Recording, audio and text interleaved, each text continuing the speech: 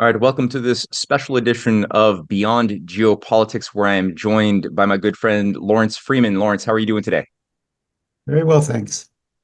Lawrence, we were just talking a little bit on the phone before I decided to just spontaneously get you on because you have put out some serious warnings that caught my attention, and obviously there is a lot of narrative formation that's being spread into the zeitgeist, especially catering to the conservative mindset, but not limited to that, which has a lot of echoes of the sorts of things we were hearing prior to Desert Storm of Saddam Hussein massacring his own people, in some cases killing Christians. You had the same thing in a variety of moments that was used to get soft-minded, good-hearted Westerners who don't know better to acquiesce to very destructive bloodbath intervention policies, which has done a lot of damage to the world. And now all of a sudden we've begun hearing more and more. I don't know if this was begun with Donald Trump's November 1st tweet. It probably began before that, really threatening military intervention into Nigeria if the government, which they does, if Nigerian government doesn't protect the Christians from the ongoing killings that have been underway now for some time, but under Boko Haram and other extremist groups. So you have pointed out that there are some major dangerous fallacies being woven into this argument. And I'd like you just to go through it however you'd like to and just say where exactly those fallacies are and what should people be aware of. Thank you, Matt. Uh, I know Nigeria. It's impossible to know it perfectly, but I've been going there for over 31 years and I have a lot of contacts and I've read the history thoroughly. And what we're seeing right now is by President Trump, is a continuation, actually among all the presidents of this century, US presidents, where they have this corrosive, dangerous, diseased view of the world.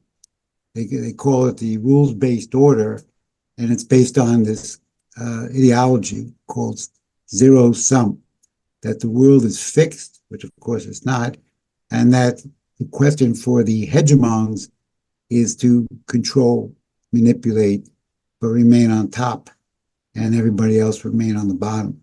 So that ideology, which Democrats had, Republicans had, and now it's clear that Trump has adopted it, is unfortunately also operating in Nigeria. I mean, you have now the largest population country, the largest populist in Africa, approximately close to 240 million people, which in 25 years will be over 400 million people.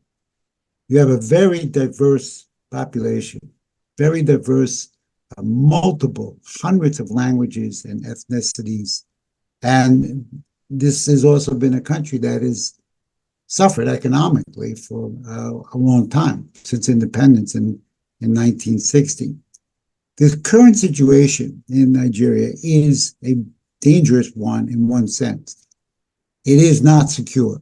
And unfortunately, successive governments in Nigeria, including the last government and now the current government, have not been able to guarantee security and safety. In fact, at times when I've traveled there, I've had to have help in my own security. So that it is clear that there is a lot of killing going on in Nigeria. No, there's no doubt about it.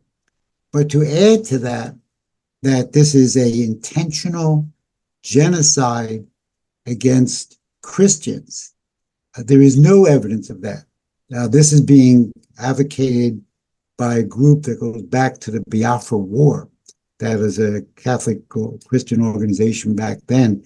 And you may remember that war killed over a million people and destroyed Nigeria from 1967 to 1970. So they've been still carrying on this campaign. The question of accusing Muslims of trying to eliminate Christians, which genocide is not the amount of bodies you kill or get killed. It's the intent and the accusation that the Muslim community intends to eliminate Christians and that this is supported by regional and national government is not a valid claim But whatsoever. So, let me just quickly stop you to ask a yeah. question on this, because isn't it the case that Boko Haram and some of these other associated Islamic State groups, like the Islamic State of West Africa, which I guess is kind of affiliated, they're kind of Al Qaeda-ish Mhm. offshoots, don't they have an idea of exterminating all infidels, especially Christians? So for them, wouldn't that be a high priority, is eliminate Christians? Although I know they also kill a lot of Muslims as well who don't fall under their particular brand of Wahhabism, but isn't that also still a factor, even though they don't represent all of Islam? But there is that, isn't there? Well, don't forget, Nigeria is about 45% Muslim and 45% Christian and 10% animist. You have more people working together and living together in harmony than you probably have in most countries. Now, the question of Boko Haram and these other offshoots, they are increasingly becoming just simply criminals. The Islamic religious connection is eroding every day. In most cases, you're just dealing with criminals and bandits, people being kidnapped for ransom, people being their houses being broken into, bankers being murdered. It's more and more just outright criminal activity. If you look at Boko Haram, for example, their recruitment is a lot of young men who see no other way to make a living and see their parents living in poverty. And they accept payment in dollars sometimes to join Boko Haram. So the religious connotation is not as strong as many people believe. It's more based on criminal activity. And of course, Trump, and in one of his statements, said we have to save our great Christian culture. But on the other hand, he didn't say we have to save our great Muslim culture. And as you mentioned, and everybody knows, there are more Muslims killed over the course of a year than there are Christians. So killing is absolutely going on. There's no doubt. It's very dangerous. People warn me about it when I travel there all the time. But that's not genocide Right. against a group or religion. Right. So the fact that that's being used is coming from somewhere else. And the majority, the push or the pull on President Trump is very much domestic. This has been a big outcry of the white, in this United States, they're white, but it's evangelical Christians who have been making this claim for many, many years. I mean, if you go back to the first Trump administration, he also declared Nigeria a country of particular concern, a CPC. Biden reversed it, and now he's declared it a CPC again. And this is coming from people like Ted Cruz, people like Congressman Riley, and all kinds of pseudo-Christian, I call them pseudo-Christian fundamentalist or Christian evangelical, because they don't really believe in Christianity. So maybe we'll just call it the Christian right, has been pushing on this thing. And frankly, I'm not even sure they all believe what they say either. And I think this is a big political movement Yeah. to build up the base of President Trump. And I think a little bit of his base is splitting now. And I think he's propitiating these people. And of course, as in the case of South Africa, he's quite ignorant about the reality of what's going on. Parenthetically, there's an article that appeared today that a meeting of the white Afrikaners, who Trump claimed was they were being killed and the land being stolen without compensation. They have released a very hard-hitting statement saying this is not true. This is our country, South Africa. There is no persecution according to race. There is no one farmer who's been killed and his land stolen. And we are tired of being pawns of Trump's campaign. So that just came out today. Yeah, I did catch that too, and that's something, not because I've heard you make this point as well, because it's not like there isn't rampant violence within South Africa, evil and death and killing. That is something that also happens. It's just that the way it's framed to make it seem as though it's particularly against white people is not true at all, because you have whites being killed, but you have blacks being killed. You actually have way more blacks being killed than whites. And you have it's a question of the problem of crime per se, of criminality, of imperialism per se, which has resulted in these problems, and not exactly, not in any way the way it's being framed, as if it's like some racist anti-white government that wants to just create a condition where we have to now militarily intervene or do other things, like we also have for Nigeria. So the framing is everything. But let me ask you this. Um, could you say something? Because the issue of Islamic terrorism comes up a lot, and it's becoming more and more difficult for a lot of Westerners to differentiate Islam from Islamic terrorism and Islamic, like those who wish to have a global caliphate, that and the fact that many of these groups, if not all of these groups, as far as I could tell, seem to have US, British, French uh, intelligence and money coordinating them, coordinating them from behind the scenes, also is a factor that I was hoping you could speak to a little bit to help people differentiate how these are not the same thing. What they're. Well, I mean, I spent a lot of time over the years with people in northern Nigeria. The country is roughly divided. The north tends to be Muslim, Hausa and Fulani, and the south tends to be Christian. And then you have 10% animist beliefs. Many people are very, very religious Muslims. They believe in Sharia law, though that's a secular law, but they are religious people, and they would not be condoning anything like this. So there is an element of Islam that represents a belief in a higher being that is similar, or at least corresponds to some of the beliefs in Judaism and Christianity.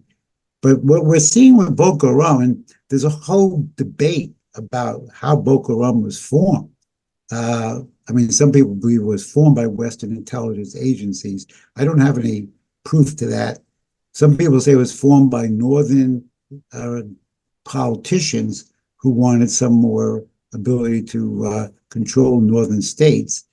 Now, there have also been accusations that part of the money from USAID went to fund Boko Haram. But again, I have to consider these things accusations, because I personally have not seen the proof, although it would not be impossible in a concept of divide and rule to be funding these groups. So I'm not settled in my mind how Boko Haram was created and how it was funded. But what it's turned into is part of a larger criminality that is pervasive in Nigeria. And in Nigeria, if some people say, well, maybe the attacks by Trump are unfair, but they will make Nigeria at least deal with the problem. And the larger problem, the Trump administration, none of the presidents of the last quarter century who have made criticisms have addressed, which is poverty. I mean, out of 240 million people, World Bank statistics are 129 million live below extreme poverty levels, out of a total of about 500 million in the sub-Saharan continent. Out of 700 million internationally. So Nigeria has like almost 20% of all people who are thought to live below the poverty level. And this is what is driving crime. And this is what is driving recruitment, because many of the young people who join Boko Haram are joining it strictly for the money. I don't think they could care less about the religion, or they may go through the motions. Well, I can see that. I can see how they would then use, because I agree with you from what I've seen as well, but then they would use religious, I guess, language to justify stealing, which then causes, because it's like, oh, you can have a farm if you just justify it in some like religious, game. But at the motive is not coming from a religious place. It's coming from a desire to steal. That's principally what you're saying, right? Well, I'm saying that desperate people who don't have a standard of living and watch their parents live in poverty, they're looking for a way to survive. and desperate survival breeds desperate actions. Right. And so therefore that is a huge, let's say, recruiting pool for any of these groups who I say they may go through certain motions of religious uh, rituals, but they're not representing an actual policy, and their actions are more and more strictly criminal. When you drive in Nigeria, there are certain roads going north that you can't take, so you would fly instead of drive, even though it's harder to fly because of poor transportation, because you might get stopped on the road. People are always afraid I'm going to get held for ransom when I'm there. So this is totally ignored. And the idea that Trump then says, well, we're going to take military action is sort of the indicator that this is not a really honest endeavor on his part. Because if you wanted to actually even eliminate the violent extremists, you would then partner with the Nigerian government and Nigerian military to eliminate them, which would be, with the United States sophisticated equipment, would be a great help. And they want the cooperation and they want the equipment to be used. Now, I just read an article that there may be a large military sale to Nigeria. So it's possible that Trump, in his erratic tactics, is using this to force Nigeria to buy military equipment, or other people say that this is being used to force Nigeria to accept a U.S. military base. Now, there was a U.S. military base to fight violent extremists in Niger, which the United States paid $110 million to build. That no longer belongs to the U.S. The Nigerians kicked everybody out except the soldiers who protect the base. Some people say that Trump wants another military base, and this one would be in Nigeria. This is not going to happen. Even when AFRICOM was set up, and I was there as a member in the beginning, none of the African countries would allow AFRICOM to be set up their headquarters on the continent. So they're still now in Stuttgart, Germany, where they've been since the beginning. So there's many possibilities of Trump's bullying tactics and threats and then reversing them, that he may want to have some ulterior ends. But it's quite dangerous. If there was military action, it would be very serious, because one, you're dealing with a huge population, 240 million people. It's very hard to distinguish between Muslims and Christians sometimes. I mean, there's no obvious difference in their address and their behavior. So you would potentially be killing Christians. I don't think this would happen. I doubt it. It would be very dangerous and reckless. On the other hand, in the current administration, you can't always tell what they're going to do, and they often do behave reckless and dangerous. So there's now a big movement in Nigeria defending the country. Even people who probably disagree with the country, because they see this as a direct threat to their sovereignty. And because I speak out as I do boldly on these issues, as I become the face of opposition.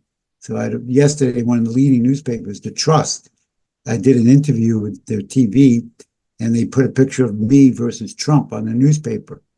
So which is fine with me, but the idea is to get Trump off of this track, because he doesn't really understand the country, and he doesn't really, I don't think, intends to or wants to understand the country, but he does want to propitiate a part of his base, which he feels he's losing or needs to encourage and embolden because of his plans for what Republicans should be doing in the next few years. I'll add one thing parenthetically, which is interesting to me.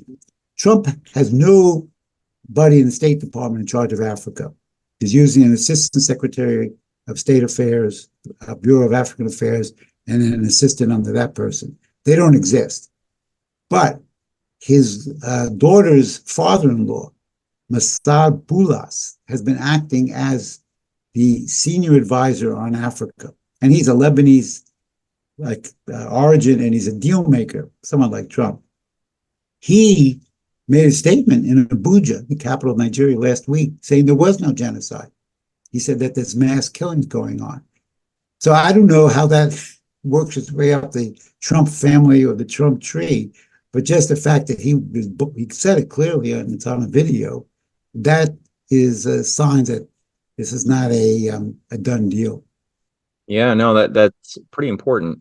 And I mean, there are those voices, and I'm sympathetic to the possibility that there are back channel negotiations that underlie a lot of this more scary, sloppy crusader rhetoric that might have something good and reasonable organizing it. It's possible. I hope so.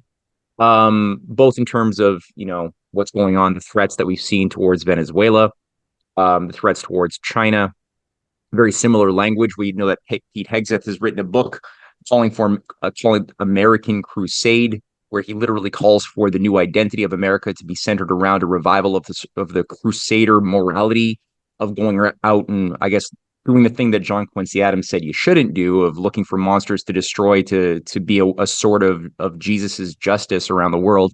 That's never a good kind of logic when you have that guy as the Secretary of War. But maybe there's something reasonable being negotiated with heads of state, including Trump, that might involve a bit of smokescreen, I hope. But you also made a point recently. You said that China must not be as powerful as the West, and that's been a big foreign policy priority concern for the U.S. Government, is stopping the rise of China any way possible, eventually through a head-on collision. But until then, through trying to destabilize China's supply chains, China's alliances, the BRICS as a whole, which could spell feasibly a threat to the sort of those who would rather see a different hegemon try to manage the world. They would like the BRICS to just go away. So does Nigeria and the resources of Nigeria and their relationship to China, or Africa's relationship to China, play into your calculus as well in this? Yeah, you've touched on some very important aspects. First of all, according to some figures, and other people deny them, Nigeria last year was the biggest country in Africa in terms of investment, the biggest investment in an African country. One figure I saw was $23 billion. Again, I can't account American investment? American investment? No, China. Chinese investment. Okay. Yeah. So Africa, so Nigeria and South Africa, and Ethiopia are the three of the biggest recipients of China's trade and investment. And if these figures are accurate, then Nigeria was the biggest country, they received the biggest investment from China in Africa. And of course, Nigeria now is considered a partner of the BRICS, which means that in the next year or two, they will become a member of the BRICS. A lot of money, Chinese money, has gone into building infrastructure, a huge amount into trains. I was at a railway conference, a speaker in September, and there are plans to build high-speed rail, not fast rail like we see in Europe, high speed, which is 345 kilometers or 215 miles per hour, which only exists in China. Then that would be revolutionary. I mean, absolutely revolutionary if there was to be a high-speed rail. But they're helping rebuild the old British railway system. There's a lot of investment in infrastructure, like Ethiopia, which is paying some of its loans in yuan instead of dollars. I believe Nigeria is going to be doing the same. So yes, there's a very clear geopolitical backing to Trump's policy. Nigeria has the largest gas reserves in the world, and they've been wasting them. And now, when I was there in September, I saw they're going to make them the major energy source for this rail transportation. They have one of the largest oil reserves in the world. Now, Nigeria, since it was created, has been manipulated by the Seven Sisters and corruption to sell their crude oil and then to buy refined oil on the spot market. So even though they would source the oil, the refineries didn't work. There's 4 of them. Now, this billionaire Dangote has built his own private refinery, which is producing about 650,000 barrels of refined fuel per day. This is going to destabilize some of the oil markets as well, including possibly some of the crude oil that gets refined in And Texas. who's this? Who's this gentleman? This billionaire? Dangote, Dongote, rumored to be the richest man in Africa. I don't know if that's true, but he built this refinery. And for 30 years I've been going to Nigeria, I could never understand why they didn't have refineries that worked. And it was deliberate.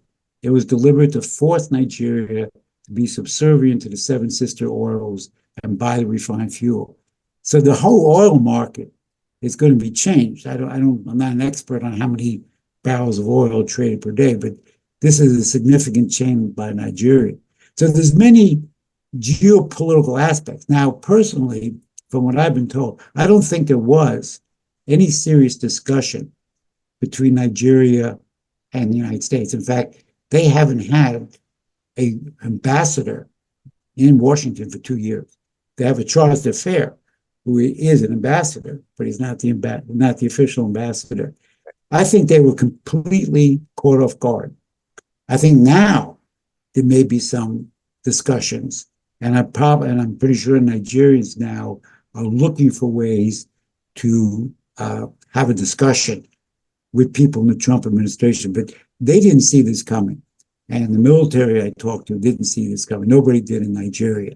So now maybe this is like Trump's Liberation Day tariffs. This gets people to talk to him and to try to bend them to his view.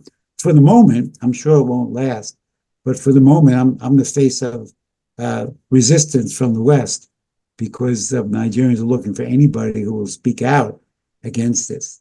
And as I say, if Trump were to make a military action, the consequences would not only be terrible militarily, but I believe it would unite Africa and the global South behind Nigeria. I mean, you're dealing with the largest populace in that country, in the continent. It's a country that everybody in the 60s thought would lead the continent. It hasn't, but they thought it would, because there's so many people, so many smart people. And in addition to oil and gas, they have lithium. And now the Chinese are building a lithium battery factory in Nigeria. So you have all these other aspects to look at. But I still think it's the domestic push by these right-wing, quote, Christians that is driving Trump. And in the same way it was in South Africa. And the fact that the South Africa thing is now becoming openly clear that white farmers were not murdered to take their land. South Africa is probably one of the highest murder rates in the world in terms of everybody. I mean, it's horrible and it's very dangerous there. But I've been having this discussion with Ethiopians as well. A lot of bodies is not the definition of genocide. Genocide means it has to have deliberate, conscious, provable intent. And we saw in the Israeli war, Netanyahu would never say it, but his government did. People in his government said, we want the Palestinians out. So their intent was clear. He fudged on the issue, but his actions corresponded to that. I don't believe we're seeing intent, but we are seeing an unstable security situation, which Trump's intervention could make worse. Yeah.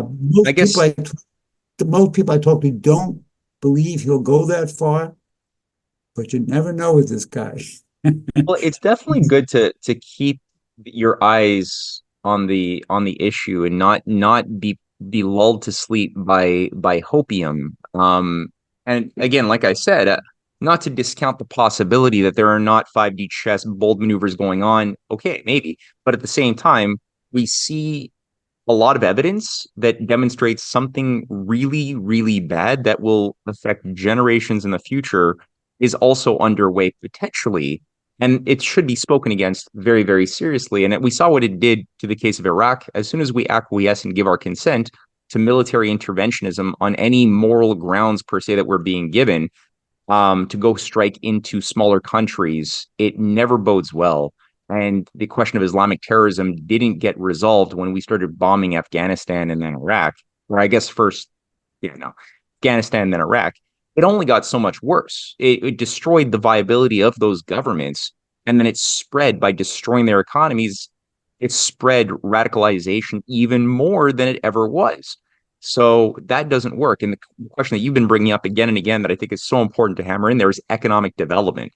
That the thing we've been consciously preventing these smaller countries from having is real economic sovereignty by whether South Africa, by destroying their ability to have their own self-sustaining, viable, industrial, advanced economy, which has been done through the efforts of the City of London, the World Bank, the IMF, the Wall Street crowd, or Nigeria, like you've so eloquently demonstrated, or any of the countries in Africa or the Middle East or beyond. It's the same thing. There has been consciously undermining millions. You could kill more with the stroke of a pen if you're working at the World Bank than you could if you're a warlord, like so many have pointed out. So it's really important to get that point across. My my orientation, even though I'm an older guy, I consider myself a warrior. So I take the position that yes, it's probably unlikely, but my job and others should be to publicize this, because that is a way of preventing it from occurring, is to make the game clear to all. With a population of 240 million, which will be over 400 million, but larger in the United States and Canada combined in 25 years, if you were to start any kind of destabilization with that many people, this would have an immediate effect on the whole chain of countries in West Africa. Because if people start fleeing Nigeria into Cote d'Ivoire, into Benin, into Liberia, into Ghana, the population of Nigeria is larger than all those countries put together. So if you have refugees leaving the country on this kind of military intervention, and then you'd see massive fissuring on a country that barely holds itself together because it has so many ethnicities and religions and languages. This is a real danger. So by speaking out forcefully now, we have a chance of adding our effort to prevent this from happening, because if it happens, it would be catastrophic. Just like the situation I intervened in Ethiopia a few years ago, when they were trying to carry out regime change against the prime minister. So we do have to intervene, and we need more people thinking on an elevated level and taking action. Now, Americans don't think of Africa very much, which is unfortunate, but this is going to be the center of world commerce in the next 25 years. Yep. So I think people have to start looking at these issues more clearly and listening to us a bit more so they understand what's going on.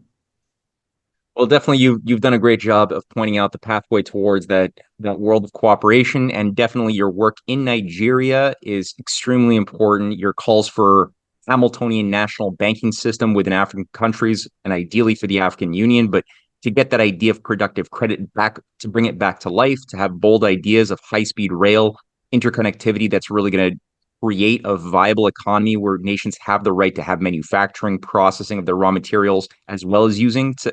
These are so important. So thank you so much, Larry, for the work that you're doing. And I appreciate this little word of advice to those listening today. Thank you so much. Nice to talk to you, Matt. Bye-bye.